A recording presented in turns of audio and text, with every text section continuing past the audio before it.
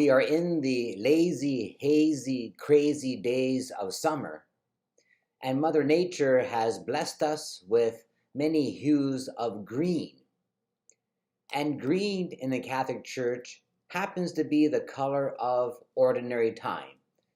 It's a time where we as Catholics look at Jesus' moral teachings and we try to apply them to our lives. Well, this Sunday, Jesus is training his apostles. He's putting them through boot camp, if you will. He's weeding out the committed from the part-time follower.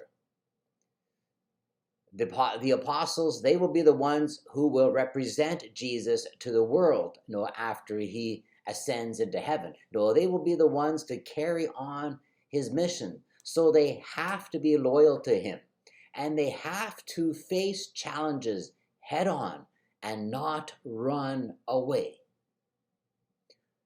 Well, we are not in training to be an apostle today, but Jesus' teaching can bring us personal enlightenment and insight.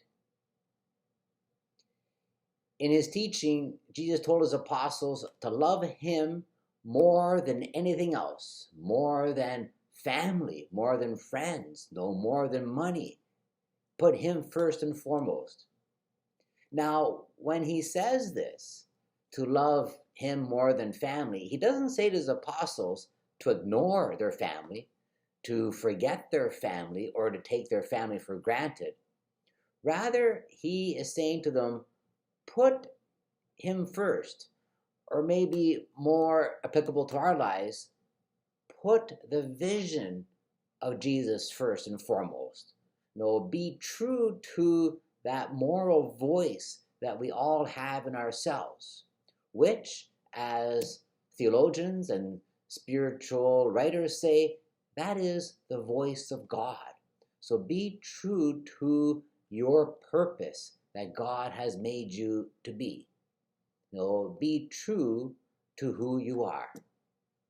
Well, sadly, a lot of people, as we know, they make decisions in life that go against their better judgment, and they do so all to appease their family, or they make decisions based on the easy way, and then down the road, few years, maybe 10 or so, they have regrets, deep regrets.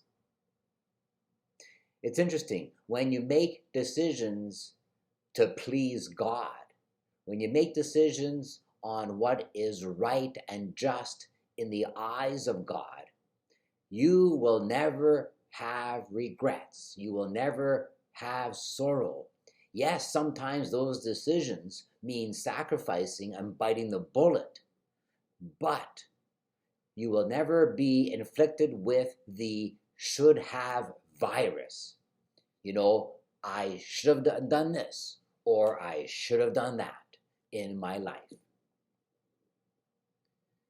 The first reading at Mass this Sunday from the Old Testament, we heard of a prophet named Elisha, and he walked by this one person's house, a woman's house, a woman who was wealthy, the scripture says, and she saw that Elisha was a holy man, and so she decided to help him out.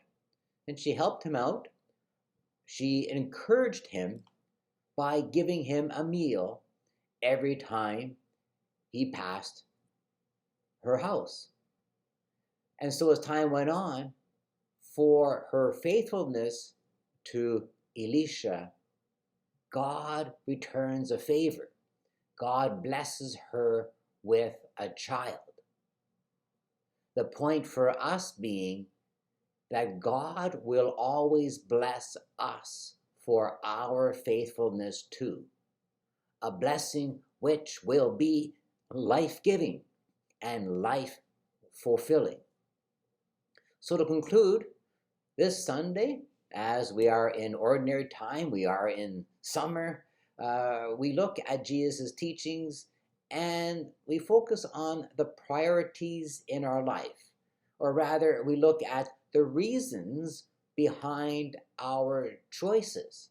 And as followers of Jesus, the reasons ought to be Jesus's ways, Jesus's visions, Jesus' teaching, because he is our way, our truth, and our life. And when we stay close to him, all will be well. And lastly, speaking about staying close, I have a cute little joke for you. There was this married couple, and they were attached at the hip since high school. They're high school sweethearts and married, and like two peas in a pot.